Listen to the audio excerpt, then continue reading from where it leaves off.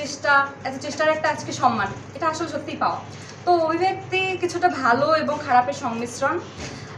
আজকে যখন সময় সুযোগ এসেছে তখন কিছু কথা ব্যক্ত করি।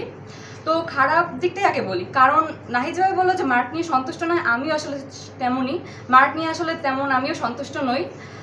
চারপাশে দেখছি অনেকে বেশি ভালো মার্ক পেয়েছে, তো এই দিকটা আসলে খারাপ লাগার দিক। আর ভালো লাগার দিক হচ্ছে যে জিপিএ 5 পেয়েছি, তো ভালো লাগছে। আর আমার যে এই জিপিএ 5 পাওয়া, আমি সর্বপ্রথম আমার সৃষ্টিকর্তাকে ধন্যবাদ জানাতে চাই।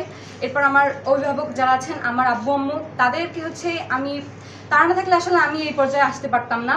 আমার আব্বু আম্মু আমার জন্য যতটা স্ট্রাগল করেছেন তা আসলে আমি কি দিয়ে ঋণ প্রকাশ করবো তা আমি বলতে পারছি না। তো আমার টিচাররাও আমার জন্য অনেক কষ্ট করেছেন, আমার স্কুলের শিক্ষক যারা ছিলেন, তারপর আমার প্রাইভেট টিউটর ছিলেন, আমার টিউটররা আসলে অনেক কষ্ট করেছেন। আর এবারে একটা ঘটনা বলি যে আমার এবার ঈদটা যেভাবে কেটেছে, এবারে ঈদে আমি প্রায় 2 ঘন্টা ম্যাথ প্র্যাকটিস করেছি। তো স্যার আমাকে বলতেছেন জীবনে ভালো কিছু করতে হলে ত্যাগ করতেই হবে। তো সেইটা থেকে আসলে শিক্ষা নেওয়া। তো এখানে যারা আছেন সবাই শিক্ষানুরাগ, সবাই জানেন কতটা স্ট্রাগল করতে হয়। তো এইভাবেই সবাই আমার জন্য দোয়া করবেন যাতে সামনে আরও ভালো করি, এই আশা।